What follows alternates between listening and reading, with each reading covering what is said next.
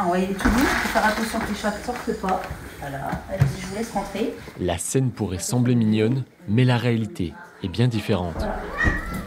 Tous ces chats ont été abandonnés et peut-être même maltraités pour certains. Désormais, c'est l'association 1001 Patounes du 51 qui tente de leur offrir un semblant de réconfort. Ces dernières semaines, 12 nouveaux félins ont été découverts dans cette maison laissée vide par ses anciens locataires. Depuis, les bénévoles se relaient matin et soir pour nourrir, soigner et tenter de sociabiliser cette petite colonie. Il y a eu un élan de solidarité au niveau du voisinage, parce que ça se passait très mal. Et quand ils ont su qu'il y avait autant de chats, donc ils sont venus à notre secours pour pouvoir nous relayer matin et soir pour s'occuper des chats. D'une part pour les sociabiliser, parce qu'ils n'avaient pas confiance. Pour les soins, pour certains, parce que du coup, elles ne sont pas stérilisées ni castrées, donc du coup, il y a des conflits. Et leur présence, c'est un grand soutien. On attend une réponse vraiment concrète pour la future chatterie, qu'on ait réellement des locaux, là, parce que là, apparemment, ils ont visité les locaux.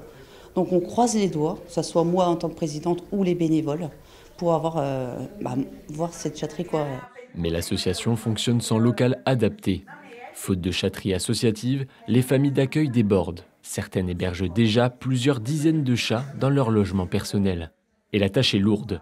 Nourrissage, soins vétérinaires, stérilisation, sans oublier les appels d'urgence qui s'accumulent chaque semaine. On vient s'occuper des chats, faire les litières, le ménage, donner à manger, soigner aux besoins. Il y a des cas plus compliqués que d'autres, mais c'est vrai que c'est un gros dossier. Mais ils ont vraiment beaucoup manqué de lumière, d'amour. Et donc la première chose que moi, quand j'ai su ce qui s'est passé, c'est que je ne pouvais pas faire autrement que ne pas venir, quoi. Ils ont beaucoup évolué. Ah oui.